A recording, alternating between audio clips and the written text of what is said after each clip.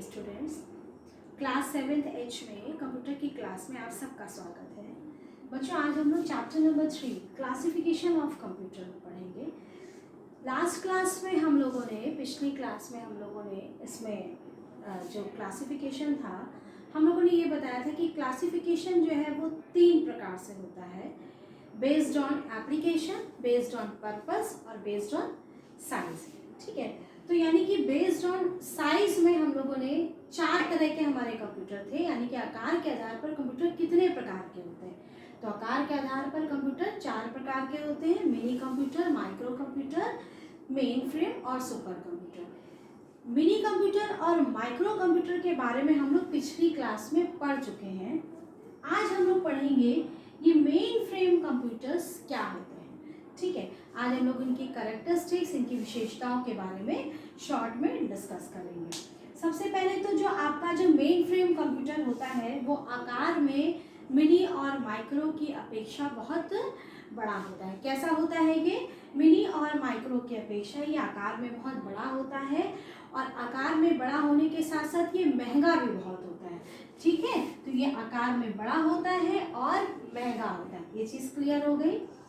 अब आपकी बारी आती है इनकी स्टोरेज कैपेसिटी। तो इनकी स्टोरेज कैपेसिटी जो, यानी कि इसमें जो डेटा स्टोर करने की जो क्षमता होती है वो आपका माइक्रो कंप्यूटर और मिनी कंप्यूटर से ज़्यादा होती है। इसके अलावा इसमें डेटा को, जब स्टोरेज कैपेसिटी ज़्यादा है, प्रोसेसर जो है वो तेज स्पीड से काम करने वाला है, तो डेटा को जो प्रोसेस करने की जो गति होती है या क्षमता जो होती है वो तीव्रता से डेटा को प्रोसेस करता है। तो अगर देखा जाए तो माइक्रो और मिनी कंप्यूटर से ज़्यादा ये, इसमें जो है क्वालिटी ज़्यादा होती है, पर लेकिन ये आकार में बहुत बड़े होते हैं, तो इनको हम लोग जनरल पर्पस में यूज़ नहीं कर सकते हैं। ठीक है, उसके अलावा अब बारी आती है कि ये जो कंप्यूटर है इनकी वर्ड लेंथ कितनी होती है। इनकी वर्ड लेंथ होती है 64 बिट, और इनके जो डेटा को, जो अभी हमने कहा कि डेटा को बहुत तीव्रता के साथ ये प्रोसेस करते हैं, तो डेटा को जो प्रोसेस करने की स्पीड क्या होती है वो होती है 30 to 100 MIPS।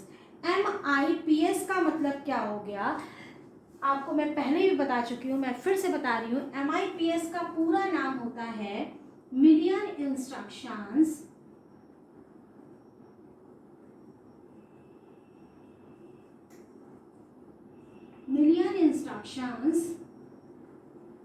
पर सेकेंड। सबको क्लियर हो गया? यानी कि ये 30 से 100 मिलियन इंस्ट्रक्शंस जो है वो पर सेकेंड जो है वो क्या करता है, पर सेकेंड ये उनको प्रोसेस करता है। ठीक है, उसके बाद अब आपका बारी आती है कि इनका यूज़ हम लोग कहाँ पे करते हैं। आकार में ये नॉर्मल से बहुत बड़े कंप्यूटर होते हैं, तो सीधी सी बात है, हम अपने स्कूलों में नहीं रख सकते इनको, हम अपने घर में तो बिल्कुल नहीं रख सकते। ठीक है, लेकिन ये क्या होता है, जो बहुत बड़ी बड़ी कंपनीज होती हैं या जहाँ पे रिसर्च का वर्क होता है, या कोई ऐसी फाइनेंशियल, जहाँ फाइनेंशियल वर्क बहुत डिटेल में हो रहा है, ठीक है, तो वहाँ पर जो है ये आपका, जहाँ पे मतलब 24 आवर्स जो है वो कंप्यूटर चलते रहेंगे, ऑनलाइन काम हो रहा है, तो उस जगह पे आपके मेन फ्रेम कंप्यूटर्स का यूज़ होता है। ठीक है बच्चों, उसके बाद अब बारी आती है इनके एग्जाम्पल की। IBM 438 ICL सीरीज, ठीक है, यूनिवैक 1100 एक्सेट्रा। तो ये 3 आपके एग्जाम्पल्स, इनके बहुत भी हैं, पर आपको बुक में जो अवेलेबल है वो ये आपके 3 एग्जाम्पल हैं। ठीक है, तो इस तरह से आपका जो है वो मेन फ्रेम के कंप्यूटर की जो कैरेक्टरिस्टिक्स हैं या जो इनकी विशेषताएं हैं वो आपको क्लियर हो गई।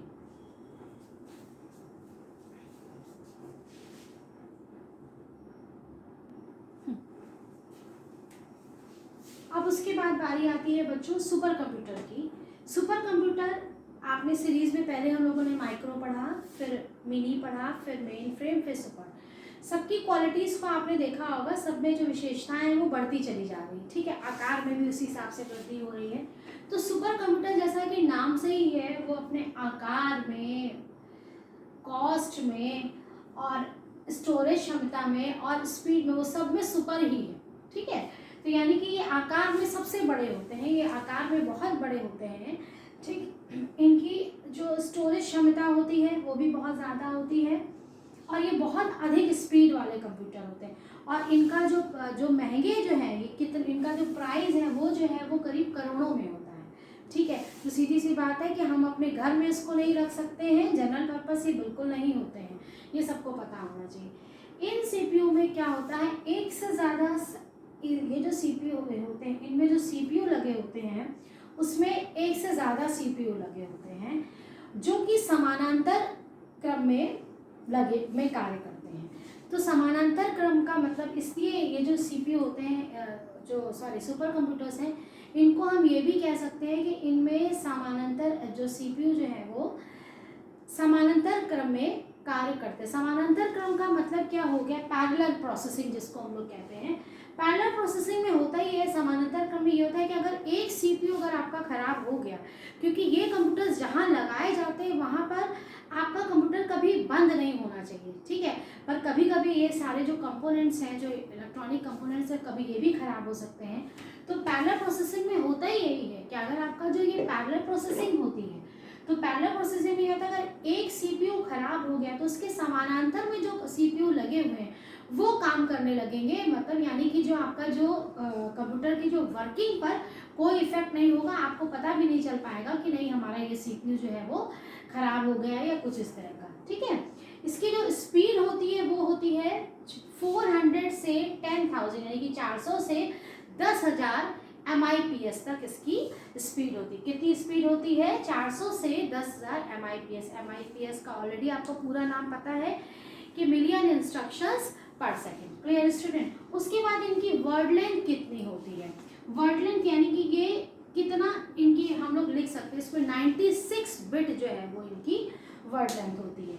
अब बारी आती है कि इनके एग्जाम्पल्स की। एग्जाम्पल में परम कंप्यूटर्स के आपको यहाँ पे 3 एग्जाम्पल्स मैंने दिखाए हैं। भारत में बनने वाला सबसे पहला जो परम कंप्यूटर है वो जो कंप्यूटर है उसका नाम परम है। ठीक है, पहला जो कंप्यूटर बना था वो परम बना। फिर उसके बाद उसमें और जो है डेवलपमेंट किए गए और विकसित किया गया। तो उसके बाद परम 1000 यानी कि परम 1000 और उसके बाद परम 10,000, ये भी ऑलरेडी आपका डेवलप हो चुका है।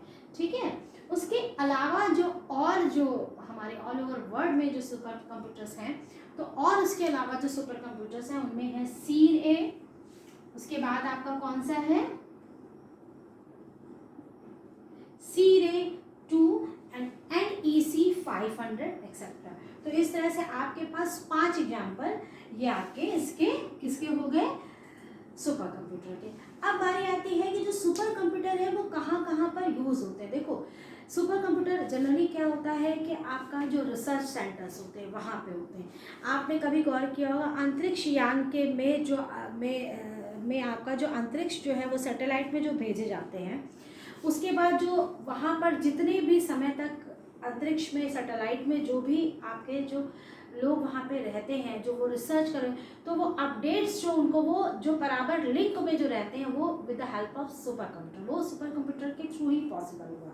ठीक है, उसके अलावा आपका जो हम लोग हाई क्वालिटी की जो एनिमेशंस होती हैं, जो मूवीज़ होती हैं, ठीक, उनके लिए जो साइंटिस्ट होते हैं वो रिसर्च के लिए उनकी लैब में उनको बड़े बड़े इन्वेंशंस के लिए कुछ इस तरह की टेक्नोलॉजीज़ की ज़रूरत होती है, तो वो जो है आपका सुपर कंप्यूटर जो है वो हेल्प करता है। उसके अलावा मौसम की